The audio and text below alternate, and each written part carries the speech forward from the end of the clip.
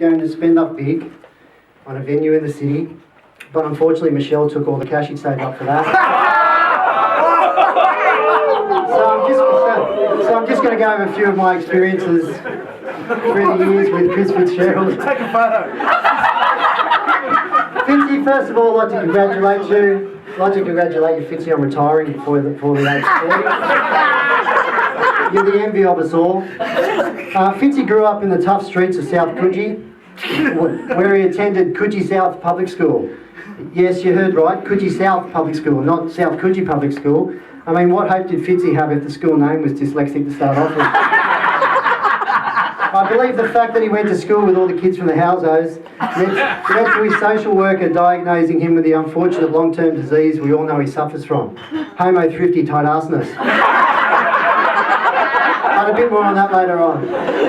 From Coogee South, he then moved to that great bastion of education, Randwick Boys High, with such famous alumni as the Anita Kobe Killers, Roger Rogerson and Arthur the Drunk from Coogee Bay Road.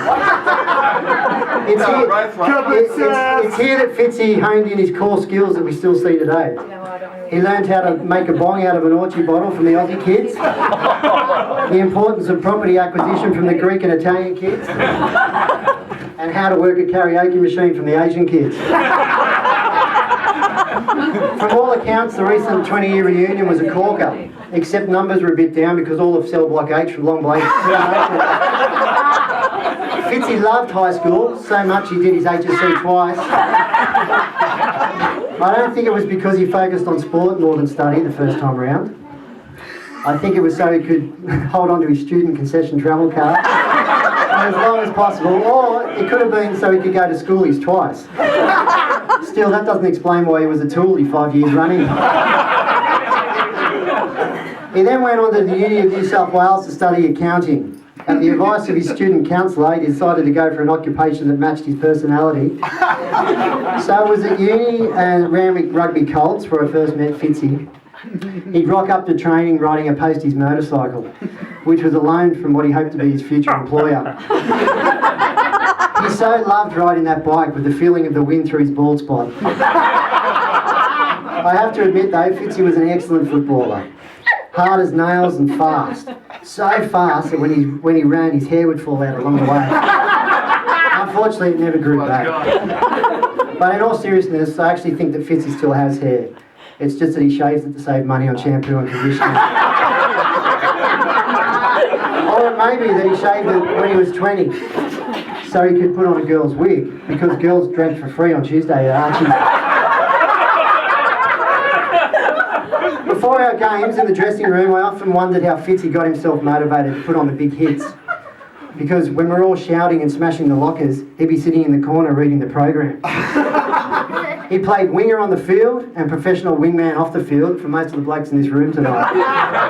It was around this time that his love affair with the rugby club, the Amber Ale, and of course girls commenced. The old Ruggers was a perfect Fitzy pickup joint. $2 scooters, 70s and 80s music, and boilers right for the pickers.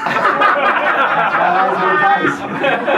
You probably all know that recently the rugby club went out of business. I think this was because Fitzy decided to drink more often at the Coogee Diggers.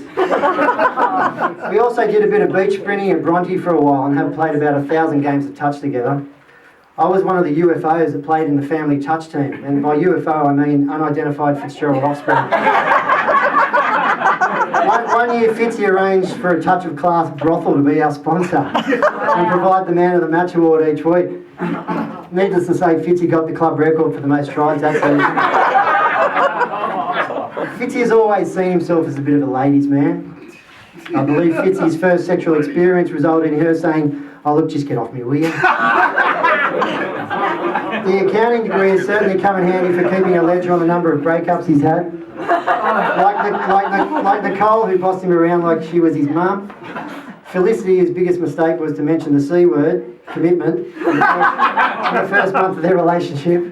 Then there was Michelle. Enough said of her, let's move on. So Fitzy signed up to all the dating sites now that it's the year 2014, and the Rum Jungle and Dolphin Street have closed, and Randy's banned him for being too young.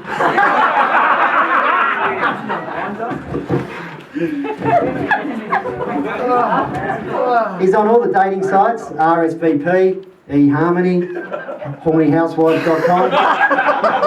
I haven't felt the touch of a human in months.com, etc., etc. But I'm sorry to say, to all the single girls here tonight, that apparently there's a new girl on the scene.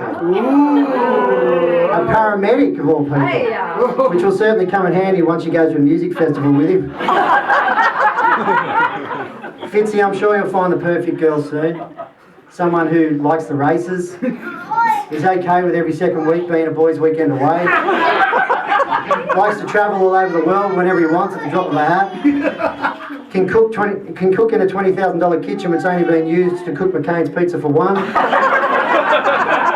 doesn't mind going Dutch on restaurant bills, doesn't mind you playing golf 6 hours a day and going on long romantic walks to the Robin Hood for karaoke. Fitzy's very musical, as we all know. Growing up in the eastern suburbs version of the Von Trapp family assured him of that. Although he's only 40, he has the musical taste of a 60-year-old. If it's newer than ELO, he doesn't want to know about it. When we were about 20, he thought Triple J was having 3 spliffs in a row. There's $100 to anyone who can keep him, or Cripsy, away from the playlist tonight. Lately, Fitzy's been playing guitar on Sundays at the Legion Club, which is ironic because I wouldn't describe the 3 pensioners and 1 barmaid in the town exactly as a legion of people. Fitzy, in all seriousness, you're a good mate. Smart, athletic, and always willing to lend a hand for your mates. Someone who sees the lighter side of life and doesn't take things too seriously. I enjoy having a beer and a yarn with you and watching the Wicks and our regular surf club gym sessions. Despite you being one of the only 40-year-olds to still wear budgie smugglers, I'm sure your family are proud of all your efforts in life and especially thankful of all the work you did managing your father's affairs recently. I'm sure the old man and Nana are spiking the punch for you up on the Planet Dogstar tonight. Happy birthday, and I'll see you at your 80th. Thanks, Trevor. Solid without being brilliant. Cousin Kath is up next. Jack and Al. And Jack and Al. Cousin Cat, you didn't turn up. Freudian slip. Al? Hang on, everyone.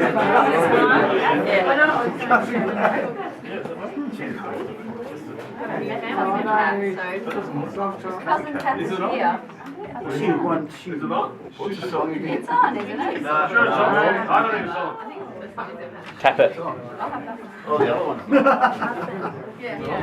No, I think it's on, it's just soft. 2.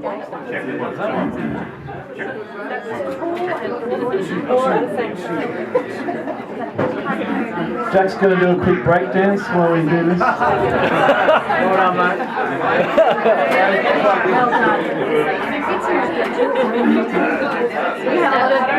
You guys say that was a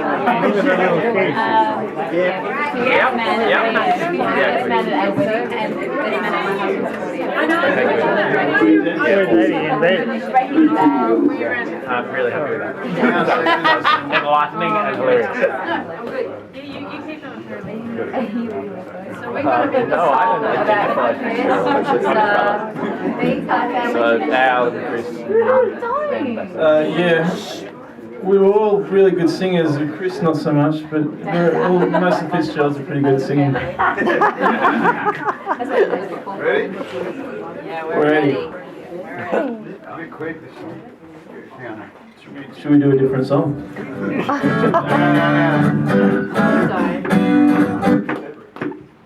I don't remember this.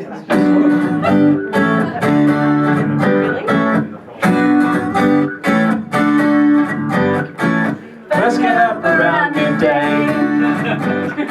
Check the Dow and the Nikkei. Go to the gym and beach if sunny. Try not to spend any money. No money. Lots of time for sleep and play. Since they took your job away. If your talent's so abundant, why did they make you redundant? Redundant. you're okay on the guitar. It doesn't mean you'll be a star. Australian Idol won't be calling because your voice is so appalling. Because your voice is so appalling. The girls were cute when you were small. Now you have no hair at all. We are all rock stars today. So you can put on our toupee. Toupee. Who's your worst nightmare? Dance solo. See the future, Mrs. Right. Turn and run with all your might. We've never heard that wedding bell. Or you just think bills the smell. Do you think marriage would be hell? Or do you think they'd steal your hair gel? Do you have some shares to sell? Or have you got some jokes to tell? At the local RSL?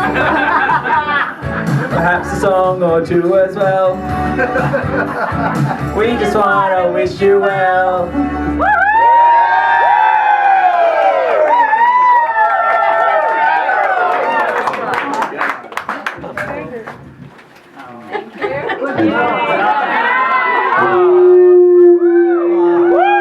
Feedback, man. Oh, it's my favorite noise. No, testes. Good clearing up. Testes? Hang on, he's written a speech for a right of reply. Or is that Allow me to retort. Sounding boring. You needed to combat that speech. Yeah. You always got to have the last word. Line down on that one. And don't worry, these speeches will be finished soon. Check. I know the concentration span of everyone here. Yeah, there's been a lot of jocular. I just want to thank a few people. To be honest, I'm honoured that that song and Damo's speech. I haven't had that many smart-ass comments since our last touch football game. But well done, Dame. Some people laughed when you said you were going to do some comedy. Well, they're not laughing now. Lucky I get to return the favour next year when Dame turns 50.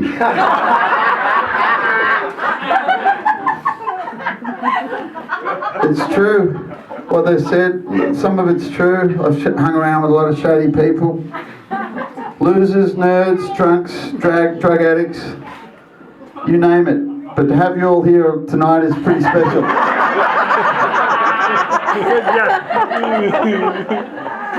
The Damo is one of my best mates. Shows how hard it's been for me to make friends over the years.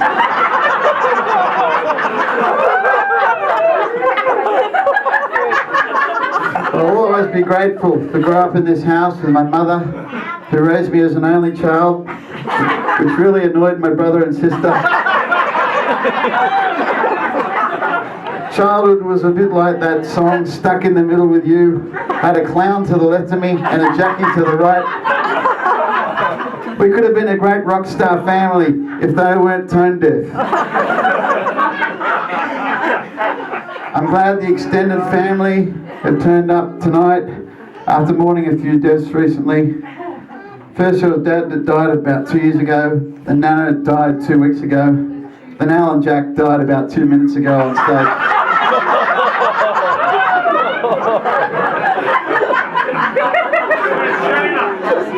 Those funerals made me realise the importance of celebrating whilst you're here.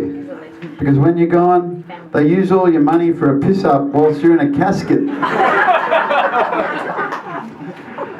And there's a lot to celebrate for 40 years. Now my age has finally caught up with my hairstyle. I want to thank AMP for giving me a redundancy so I could spend my 39th year travelling, sleeping in and playing playing golf, and also for giving me a financial advisor job 12 months later. I've already advised Dane that he could retire 5 years earlier if he stopped spending all his money on Ashfield and Martin hair products. I managed to go bald with dignity and bought this wig at the $2 shop. I'm not even sure what my hair colour is anymore. The other day I noticed a grey pubic hair, but that was in a kebab I was eating.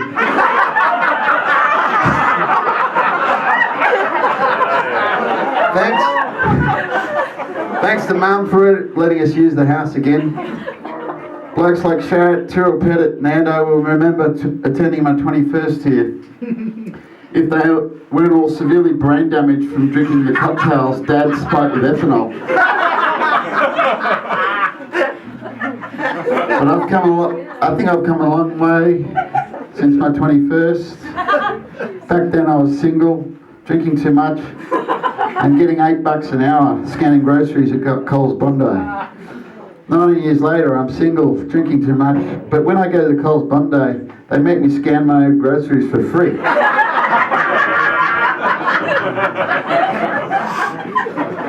I want to acknowledge those who've travelled for the party. Hope and Kerry for up the coast, and especially Jay and Kate from Brisbane. Yay.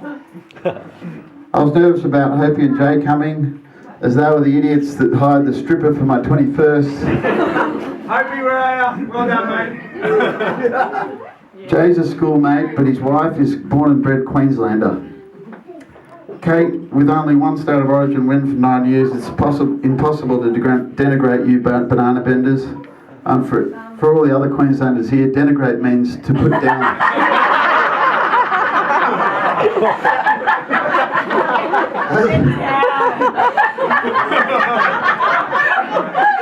As a musician and an accountant, I picked a rock star theme again because for me this outfit's tax deductible. It also allowed you guys to dust off the outfits from worn at my 30th. It's not my fault you can't fit into them anymore.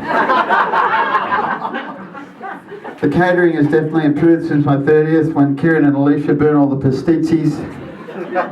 But I remember some of the outfits at that party. Joey, who hired a Bon Jovi outfit, but everyone thought he looked like more like Tina Turner. Shags, Rat, Dane, Kingsley, and Steve, who came as the Ramones, but everyone thought they looked more like morons. And Dane's wife Danielle, who came as Dolly Parton, and drank so much she punctured both of her inflatable tits. Only to realise 2 days later she was pregnant. Another success story that night was Andrew C., who met his wife Nora. They now have 2 daughters and a house so big it's got its own postcode. Andrew came as Bruce Springsteen, and he really was the boss that night for the first and only time in their whole relationship.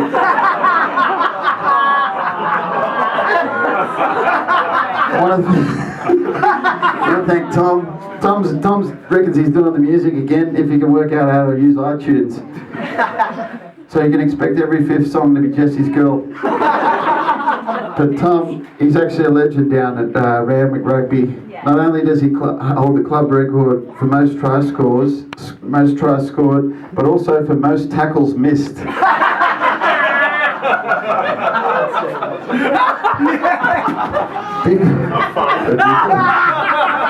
far. You've gone too far. It's funny because it's true. Before he takes over, I want to thank everyone again for coming along. If you've convinced yourself you're a rock star, there's a microphone here to prove to everyone that you're really quite delusional. Thank you. Thank you very much.